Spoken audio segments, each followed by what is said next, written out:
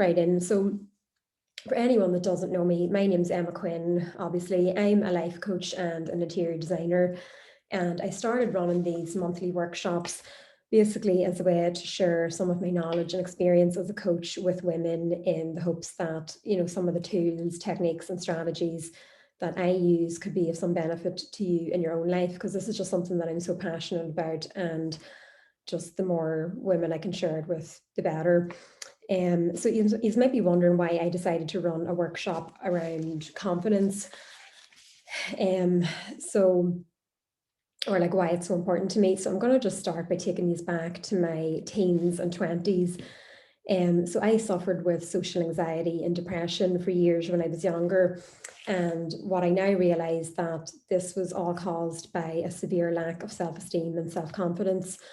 My self-worth was at an all-time low, and I went through really long periods of self-loathing. And it makes me so sad to think about this now, because I have a daughter myself now, and it just breaks my heart to think that she would ever have those kind of feelings about herself. And it's quite hard for me to even talk about this, but I think it's just really important to share. So my lack of self-confidence when I was younger had such a detrimental impact on every area of my life. Like I remember there was a point in my 20s where speaking to anyone made me physically sick. Now, I'm not even talking about, meeting new people or strangers, people that I didn't know here. I mean, even family or friends, talking to them was extremely difficult for me. And it's really hard to explain this if you've never experienced anything like this yourself. But it really is just the most debilitating feeling ever. Like I constantly had this churning sensation in my stomach. And when I knew I was going to be in any kind of social situation, or even if I had to have a short conversation with somebody that I knew, I had to run to the bathroom to be sick beforehand. And I know that sounds really dramatic, but that was just the way it was for me. So I when I was younger, I always did really well in school and university, all that. And I had applied, when I graduated, I had applied for several jobs, and I actually got several job interviews. But I remember in the lead up to them, I could not stop being sick at the thought of having to go and sit in an interview. And I ended up having to cancel these interviews because of that. And it was just, it just felt like I was holding myself back in so many areas of life, and it was really having such, a horrible impact on me, this lack of confidence. So I got to the point where I really just felt like, because I couldn't physically get the words out without feeling sick or being sick, that I must just have nothing of value to say. And maybe I'd be better off just not even speaking at all. So this led to depression and thoughts of taking my own life at age 22. So at my lowest point, sorry, this is really hard to talk about. Sorry, no, I want to get through this. At my lowest point, I went to see the doctor, and she told me there was basically nothing wrong with me, despite me breaking down into tears in her office. Sorry. And so I had a choice to make at this point. So I remember getting into the car and just driving. I didn't know where I was going or what my plan was, but I knew I just couldn't go on living like this. So at the time, I was living with my parents, and I didn't want to, sorry, everybody. At the time, I was living with my parents, and I didn't want to go back home because I just didn't want to talk to anybody. I just wanted to be in my own. So I started driving, and anyway, I ended up in the Keys car park in Newry.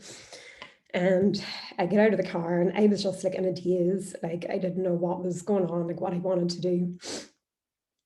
And part of me wanted to just go to the nearest chemist and get some concoction of drugs that would end my life. But luckily, I didn't do that. So I don't know what it was, but at that point, something just inside me just told me to go into Waterstones, the bookshop in the Keys.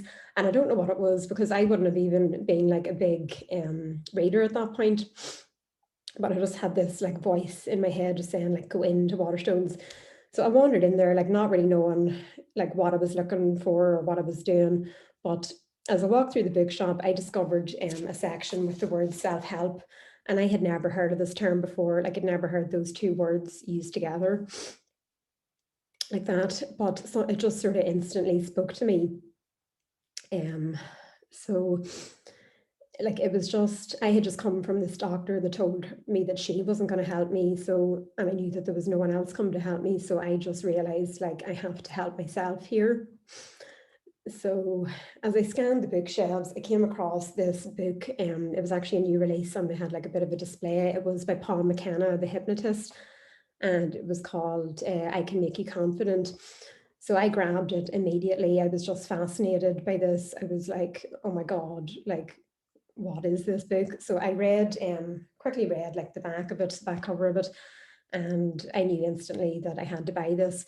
So I made my way up to the till with this book, and I was mortified because I was like, oh my God, if I bump into anybody here that knows me, I'm just going to be so embarrassed, like that they're seeing me buying this book. But this was back in like 2010. So, you know, it was before the days of Amazon. Like if Amazon was a thing, like I certainly didn't know how to use it. Like I don't even think I would have had a smartphone back then. So if I wanted this book, this was the only like chance I had to get it. So I went up to the till and I bought it, went back into the car, drove home and took it down to my bedroom and just spent the next few hours like reading it. And I just was absolutely engrossed in it. I just thought it was the best thing I had ever read. So I spent the next few days just devouring this book. I loved the way it was written. I loved his style of writing. He had some like really practical, like easy tips for like building, you know, your confidence and little things you could do in your daily life. So I started practicing these every day, and then there was like a hypnosis track that went along with it.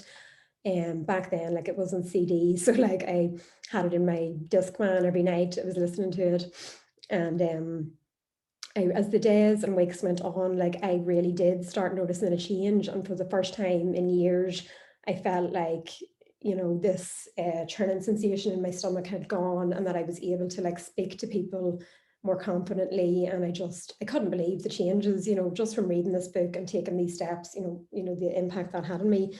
So I would honestly go as far to say that that book saved my life. And I don't know what it was that day that told me to go in and pick that up, but I'm so glad I did. So I would highly recommend that as a starting point. If any of you are really struggling with issues like that, I would highly recommend that. So over the years, like, as I said, that book did really help me at the time, but kind of as the months went on and I felt more confident, I stopped practicing all the things in it. And I kind of just thought, I don't need to do any of that anymore. But then, over the years, like I did struggle again with confidence issues. Now it was never as low. I was never, in that low point again, thank God. But, there were, it just was, it has always been an issue for me really ever since that, but like not as severe. So anyway, over the last year, I have spent like so much time working on my own personal development. And as a result of that, I really built my confidence now and I've been able to sustain it. And I really feel like, despite me breaking down there that's just like really hard for me to talk about, but I just thought it was really important to share that, like why this is so important to me. But I feel like I've really like built my confidence now, and I've realized that true confidence and anxiety or depression, they can't coexist.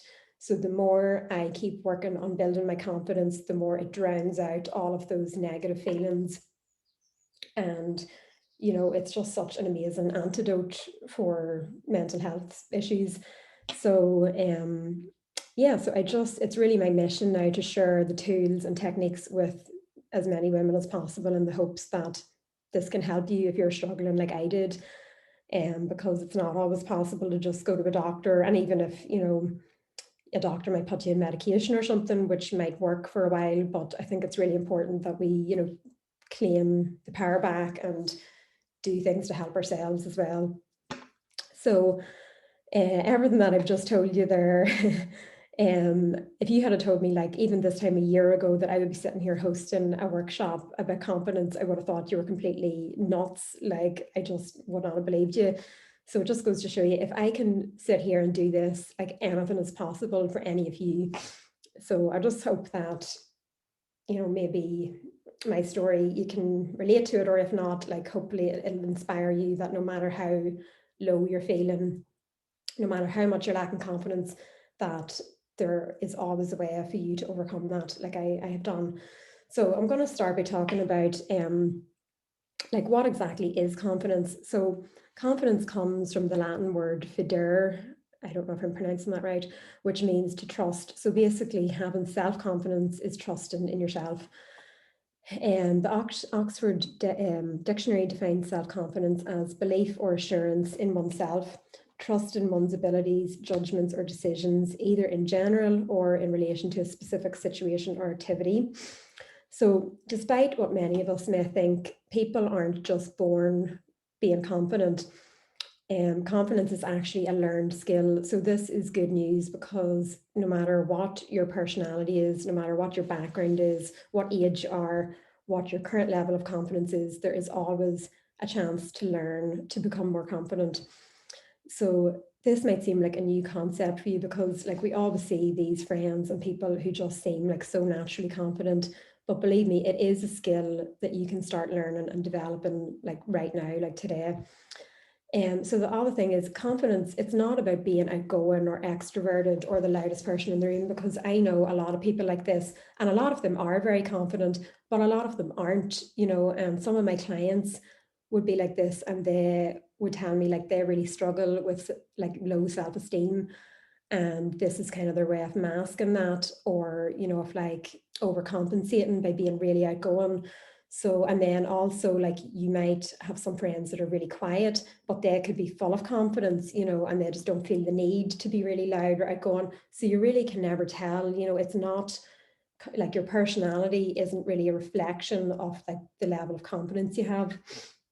And I myself would generally be quite, a soft-spoken, quiet person, and I would definitely consider myself an introvert, but it doesn't mean that I'm not confident. Like I feel over the last year that I have built so much confidence in myself that it's really at a point now where it's unbreakable, it's unwavering, and I don't feel the need to go out and be really extroverted or loud, because that's just not me. And I don't, I feel like I would just be faking that to, prove a point to people. But I feel like I am so confident in myself that I'm okay with just being who I am.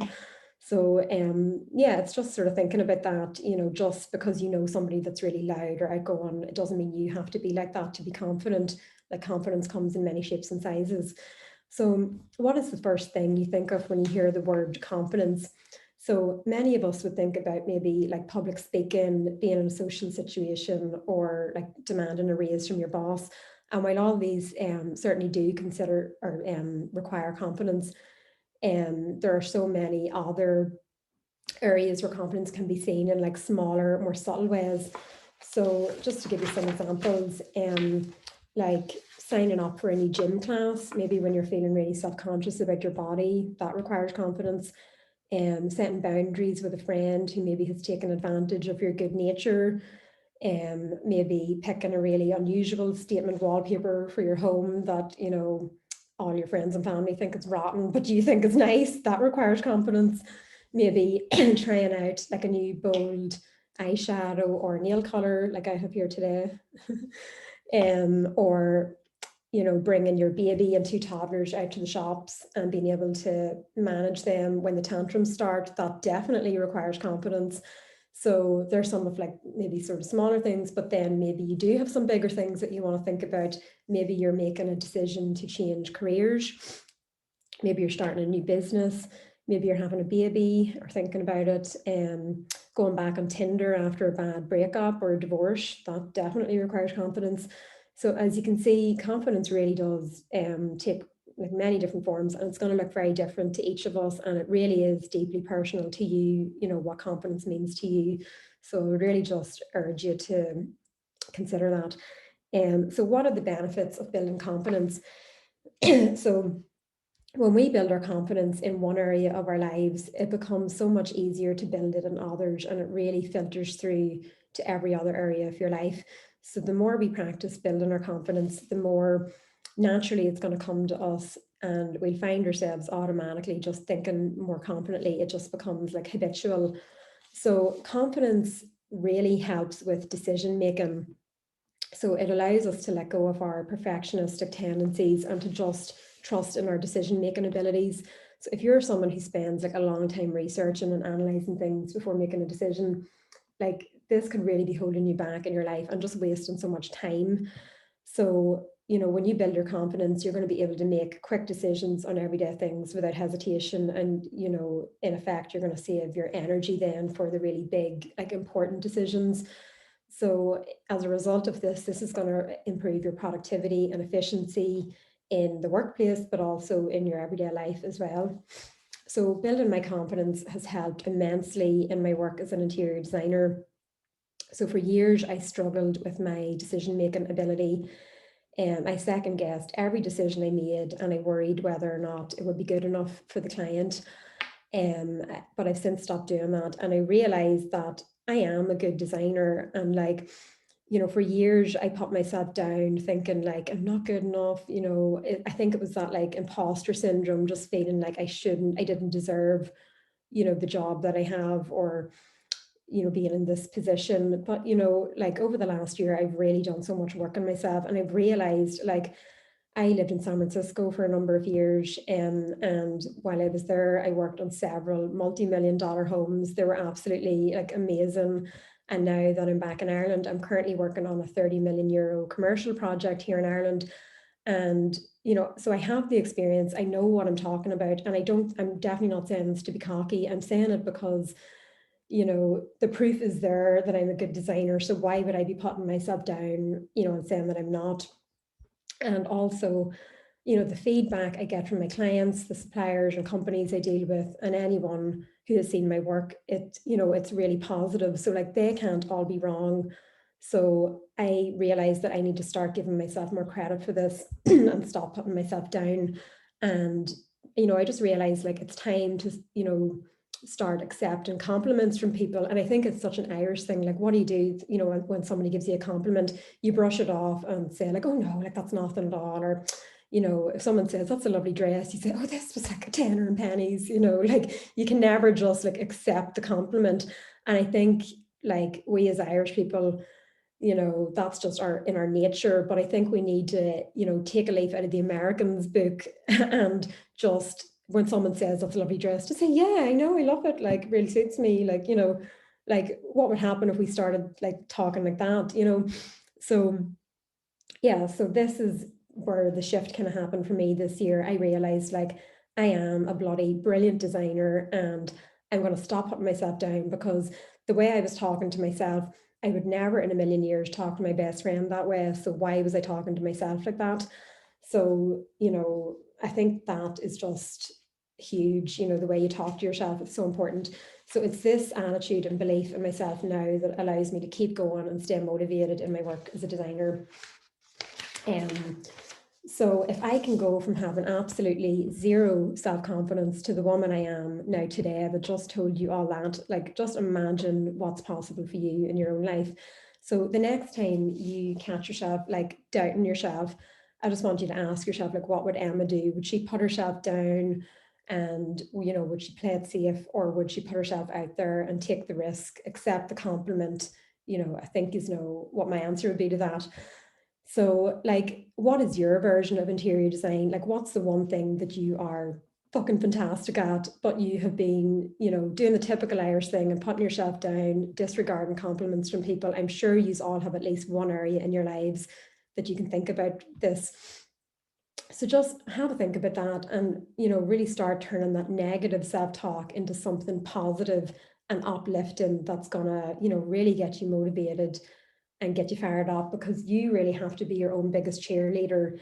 It's only when you start really believing in yourself that all the people are going to believe in you as well. So it's so important. So confidence as well, it's so infectious. So when you build your confidence, it not only benefits you, but it benefits everyone around you. So just think about your family, your spouse, your children, your parents, siblings, friends, colleagues, neighbors, basically anyone you interact with. So when you're feeling more confident, it has a direct ripple effect on everyone around you, and it just instantly makes them feel more confident as well. So think about children in particular. So when they see their mother or auntie or any other like female role model in their lives acting confidently, this sends a signal to them that this is the norm. So they're going to grow up being confident young women themselves. So imagine like what the world would be like if we had more women who had true confidence in themselves and the positive impact like this would have on others. It would just be incredible. And like it's certainly the kind of world that I want my daughter to grow up in. So when you build your confidence, it lowers your stress, anxiety, and depression, as I've talked about. As I mentioned, true confidence and anxiety can't coexist. And building your confidence, it really is the perfect antidote to stress, anxiety, and depression. The more you build it, the more it crowds out all of those negative emotions. So I think it's so important to work on this every day and to just make your confidence unbreakable. Confidence opens the doors to opportunities. When we're feeling confident, it allows us to take advantages of opportunities we otherwise would have been too afraid, worried, or nervous to.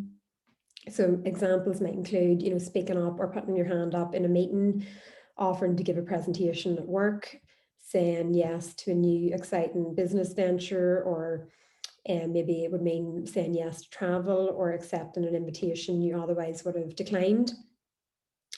When we build our confidence, it also just leads to a really rewarding life. So yeah, it just enhances our experience of life. It makes it so much more rich and fulfilling. And when you stop worrying about what other people think and you just do what makes you happy, it just allows you to live your life authentically and in alignment with your true values and purpose. And if that's not the meaning of life, like I don't know what is. So examples of how building my confidence has helped me over the last year. So these are some like random examples, but I just thought I would throw them in. And they're all, none of them are really related to each other. But as I said, once you build your confidence in one area, it filters through to every area. So I wore a crop top to the gym for the first time last year. I go to like a hot Pilates class, and for so long I remember looking around at these other women in their crop tops thinking like, oh, like they look amazing. Like I wish I could do that, but like I would never have the confidence. But like it's so hot, the room is heated to like, I don't know, like 40 degrees. So there was one day I was in and I had like a big heavy like t-shirt on and I was just roasting and I was like, I have a crop top on underneath this. Like would anybody like care if I just took my t-shirt off? So I did, and it was so liberating. It was just like I don't do that all the time, but it was just like getting to that point where like I actually don't care what other people think. Like I'm happy in my own body, I'm confident, I'm going to do that. This is funny, I held a snake at my niece's birthday party last year. She's like really into like snakes and all these like exotic creatures. And there was like a man came out with all these like reptiles and snakes and things, and all the children were like holding them. And then as a man was putting the snake back into his van, he was like, does anyone else want to give it a go? And I was like, "Ooh." I'm like terrified of snakes, by the way. This is like my biggest phobia. But I just was like, I'm going to push myself to do this. So I held the snake around my neck and it was like massive. It was like 16 stone. So the man had to like hold the other end of it, and got photos taken and all. And I would do that again because I did that once, and I feel like that has made me more confident in other areas. I'm like, if I can hold a snake around my neck, there's no reason I can't like give a presentation. And I feel like I'm just making much bolder choices in my work as a designer as well. Um, I'm also turning down clients if I just don't feel like it's a good fit or I don't feel excited by the project. So that's like, it's just amazing to be in a position to do that. I'm having my nails done in really bright colors, as I showed you. I make a point now. I used to just only ever go for like really neutral, like muted colors, but I now make a point like every time I go, I pick something like bright and different and colorful. I've also introduced more like color into my wardrobe, things I wear. And then the other thing is I'm now able to remain calm when my daughter throws a tantrum or like, cries, because that was something I really struggled with for a long time. And I still do struggle with it from time to time. But I think building my confidence in other areas has really just allowed me to feel confident as a mother as well. So the next thing I'm going to talk about is building your confidence toolkit. So the first thing I'm going to talk about is reading books. So I've already mentioned the Paul McKenna book. It's brilliant, but there's tons of other great titles out there on confidence. So I'll give you some examples and I can send these to you afterwards, or I can put them in the Facebook group if you don't get a chance to write them down. There is the Self-Confidence Workbook by Barbara Marquay, Ultimate Confidence by Marissa Peer. There is the Self-Love Experiment by Shannon Kaiser. Wire Your Brain for Confidence by Louisa Jewell. And then the classic Feel the Fear and Do It Anyway by Susan Jeffers. So these are just a couple of suggestions, but like there's so many other great ones out there as well, you know, if you want to do some research on it. So if you don't like reading physical books, audiobooks are a great alternative. You can listen to them in the car while you're cooking or cleaning or while you're in the shower. So like there's really no excuse, you know, because it doesn't really take any extra time to listen to an audiobook. And the other thing is, like, I really think we become what we read. So be really selective about the kind of books you're reading. If you're reading something like, you know, a horror or something that's really like, you know, putting you in bad form or like depressing or something, you know, that mightn't be the best thing to be reading while you're trying to build your confidence. So your subconscious mind is really absorbing everything you read. So whether you're aware of it or not, it's a great way to support you in the other tools you're going to use as well to build your confidence. So always have some kind of book on the go, whether it's physical, an ebook or an audiobook. I just think it's brilliant. So the next tool I'm going to talk about is affirmations. So if you're not familiar with affirmations, they're basically positive I am statements you can say to yourself either out loud in your head, or you can write them down, or you can go on Pinterest, print them out and stick them on your wall so you like see them every day. So when we say positive affirmations, it fires up the neural pathways in our brain and helps us to challenge self-critical beliefs. So examples of this could include I am happy, I am healthy, I am strong, I am loving, I am capable, and of course I am confident. So it sounds so cheesy. Like if you're new to this, you know, it might sound like it's too good to be true, but it really does work. So I think it comes back to the idea of like fake it till you make it. Eventually, like you're going to train your mind to start believing these positive statements. You're basically brainwashing yourself in the best way possible. So I practice affirmations every morning, and I have done for the last year. I listen to them on YouTube. There is a 10-minute track that I found with guided affirmations. It's called, I think if you just type into YouTube, like positive morning affirmations for women, but I can also put the link into the Facebook group if you want to listen to the ones that I use. And I just stick it on while I'm brushing my teeth and getting dressed. So again, it doesn't take any extra time. And I can do them with my daughter as well. Like I've her like starting to say them now as well. And there's like nice relaxing music in the background, so it's just a really nice way to like kickstart your day. So why not give it a go, even if you are skeptical? It doesn't really take much effort. And try it for 21 days in a row, because this is how long it takes to create a habit. So then you're really going to start to notice, you know, the positive changes. You know, I started noticing changes within days of saying them. Like I found myself using these phrases in my everyday life because I had kind of like brainwashed myself. But yeah, give it a go. Like, you know, you have nothing to lose. So the next thing is music. So listening to music is probably the quickest way I know to instantly boost my confidence. So if you're feeling a wee bit down on yourself, like stick on some Beyonce or Lizzo, and I guarantee you're going to instantly feel like really empowered. So like they mightn't be everyone's cup of tea, but find somebody that you really enjoy listening to who has a positive, uplifting message in their songs, and just stick that on. Oh, Sarah said Lizzo's the best. Yeah, she is. I love her. So I was actually just going to say one of Lizzo's songs on her album, I can't remember the name of it, but there's a line in it that I just love. She says, I am my inspiration. And I just love that, like such an amazing affirmation, because I think like a lot of the time we look to other people to inspire us. But if you can get to the point where you're saying to yourself, I am my own inspiration, you know, it's holding you accountable, you know, to do better, you know, because you are the person that is inspiring yourself. If that makes sense. Dolly Parton as well. Yeah, I love her too. So again, being really selective about the type of music you listen to. if you are constantly listening to really like dark, depressing music, I don't know, like Radiohead or Coldplay or something, nothing wrong with them, but you know, it might end up just making you feel worse. So like try to find something that really makes you feel good about yourself. And why not create like a confidence playlist? So, you know, if there's a day that you're feeling down, you just stick it on and, you know, it's instantly going to give you that wee boost. So the next thing I'm going to talk about is mirror work. So if you want to accelerate the effect of the affirmations that we talked about, saying them to yourself in the mirror is a fantastic way to do this. So Louise Hay developed this concept. She has a book called Mirror Work, and if you're interested in learning more about this, you can like do some research on her.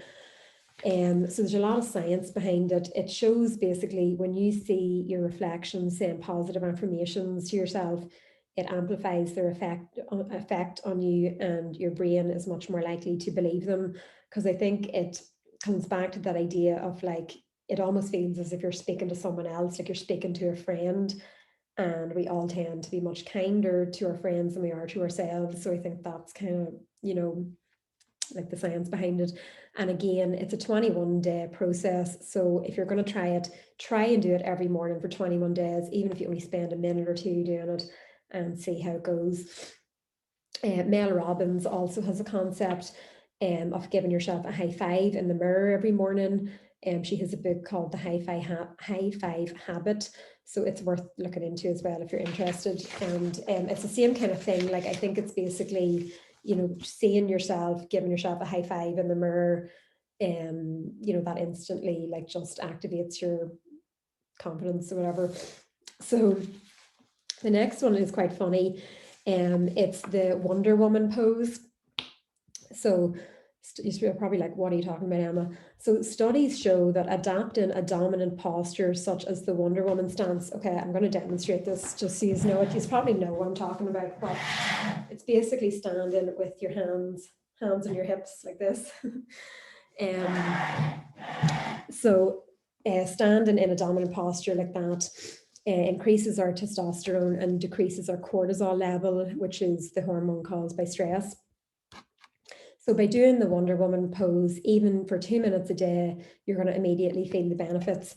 So it's an excellent tool to use if you're about to walk into a presentation or having a difficult conversation with somebody, or, you know, maybe while you're in a gym class between sets and you feel like you just can't go on, like stand in Wonder Woman for a few minutes. I actually do that in my Pilates class, so it is useful. So there's lots of other dominant postures you can adapt as well that have a similar effect. So you can Google some of them if you want, but the Wonder Woman one is definitely my favorite, and it's probably like the easiest and quickest one. You can do it without anybody even like noticing. So the next thing is really interesting. It's EFT. So some of you may have heard of this already, but for those of you who haven't, EFT stands for Emotional Freedom Technique, and it's also known as tapping. So the general idea of EFT, it's all related to acupressure. So we have 8 different acupressure points in our body.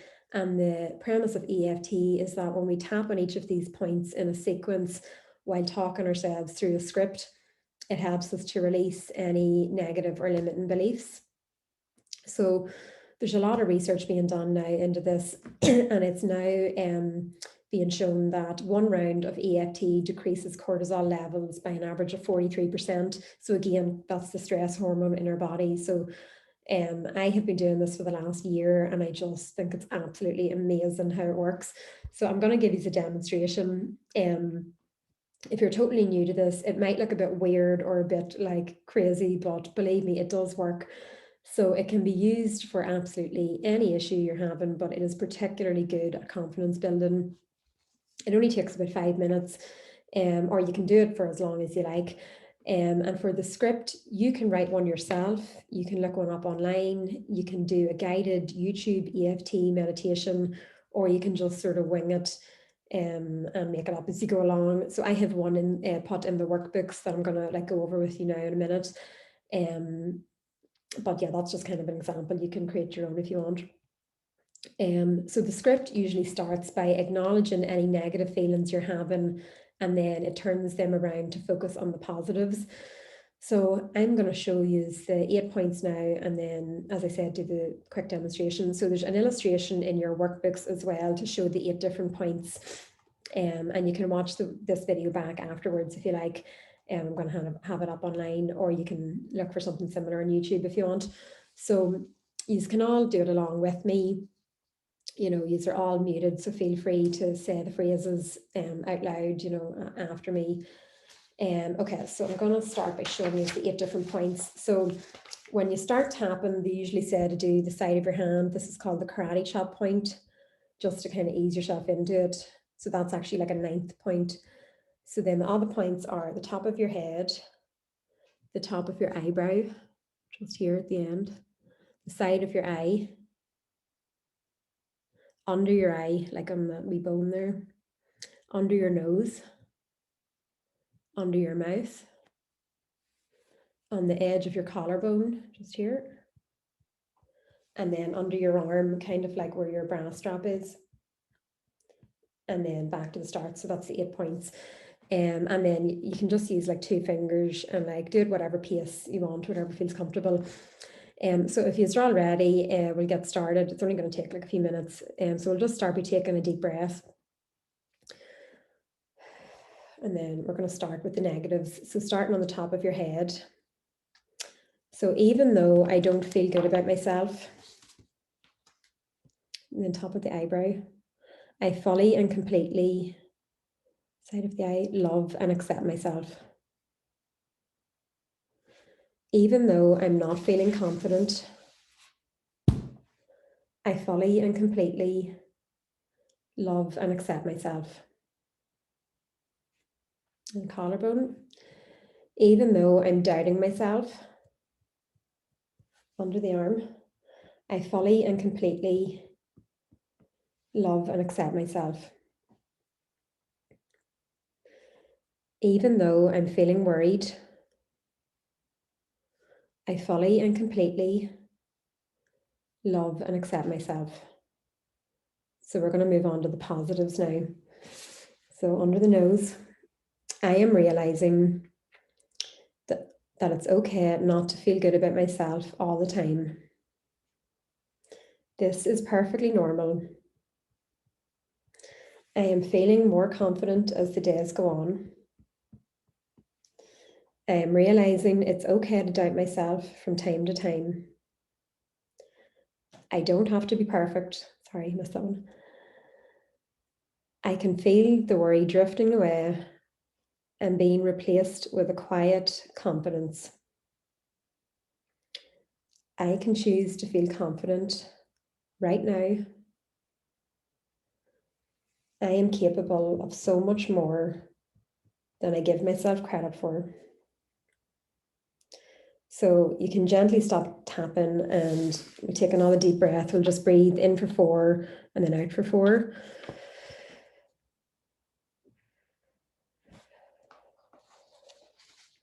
And then just see how you feel. That was just a quick demonstration, but if you have more time, you can do it, you know, for 10, 15 minutes if you want to, you know, sort of feel the effects of that a bit more. So it can sometimes leave you feeling a wee bit tired after doing the tapping. And that's normal. So I definitely wouldn't recommend to do it like while you're driving. The perfect time to do it would really be before bed. Like I do it every night and I just like drift off to sleep while I'm doing it. So it's a really nice way to relax yourself and, you know, increase your confidence along the way. I honestly think it's fantastic and I recommend it to all of my clients. I use this app called the Tapping Solution. It has lots of different topics on there, but it's a paid app and it is quite expensive. So I'm not sure, there could be other apps available. I haven't heard of any, but you could certainly have a look and see if you want to do the guided one, you know, if you feel like that's easier for you to remember. So give it a go. And again, try and do it every day, even for 5 minutes for, you know, 21 days and see, you know, what changes you start to notice. Like for me, I can even notice if I miss one night of doing that, I won't sleep as well, you know, and I really notice the difference. So I just think it works so well for me. So hopefully it'll have the same effect on you. So the next thing I'm going to talk about is just surrounding yourself with other confident people. So I've already mentioned that confidence is infectious. So it's really time now to start surrounding yourself with the most confident people you know. The legendary motivational speaker Jim Rohn famously said, "We are the average of the 5 people we spend the most time with." So you better get really selective about who those people are. Just be honest with yourself. Like, is your inner circle of family and friends, are they really building up your confidence, or are they keeping you in a box? I'm not saying like to go cutting out all your family and friends, if they are like more on the negative side, but I would highly encourage you just to seek out more confident, positive, uplifting people to spend more time with. You know, you could work with a mentor, that would certainly be a great help. Facebook is a great way to meet like-minded people. The Facebook group that all of you are in, for these workshops, that's a great place to connect with others as well. So I would encourage you to really try and use that group as a way to help and support each other. So in conclusion, about everything we've talked about, I just want you to know that you really are so much more capable than you give yourself credit for. Like, if I can sit here and host this workshop after everything I've told you this morning, I mean, I friggin' broke down in tears, you know. If I can sit here and do this now, like, you know, what can you do in your life? Like, the sky really is the limit for you. It all really just starts with deciding to believe in yourself, because you are the only person that's really holding yourself back when you think about it. So hopefully you've found some of these techniques in the toolkit useful, and you can start applying them to your life today. Now, I don't expect you to do everything, but if something in particular speaks to you, just give it a go, see how you get on. It's all fairly simple and free, so you have really got nothing to lose. I would encourage you to go back to that one issue that you had thought about at the start, and just ask yourself, like, what is the first step you can take today towards building your confidence in that area? If you would like an idea for this, why not ask a question in the Q&A session? You know, maybe you're someone that wouldn't normally ask a question, but why not push yourself outside your comfort zone? Because, you know, it's going to benefit the whole group then by asking a question, and you're going to feel amazing afterwards. It's going to kickstart, you know, that confidence journey. So another wee point I was just going to say, like, I used to be someone that was so like afraid to ask questions. But I've now made it a point when I go to an event, not only do I make a point to ask a question, but I try to ask the first question. That might sound like really scary, and it is scary, and like my heart beats racing and I'm like, oh my God, but I just stick my hand up even if I don't have a question in mind. I think of something, because once I've asked that question, then I can relax and like listen to everyone else's question. So, and the more I do that, the more, you know, I feel confident to do that, and the less, you know, worried I feel about it. So that's just another wee tip. So today could be the perfect opportunity for you to practice that. Um, so yeah, like, thank you so much everybody for coming. I really appreciate it. I'm sorry again for breaking down. I really didn't mean to do that. It is just such an emotional thing for me to talk about, but I think it's really important for you to understand, you know, where I came from. And if any of you are going through anything similar to that, you know, please feel free to reach out. I'm always here if you would like a chat or anything. So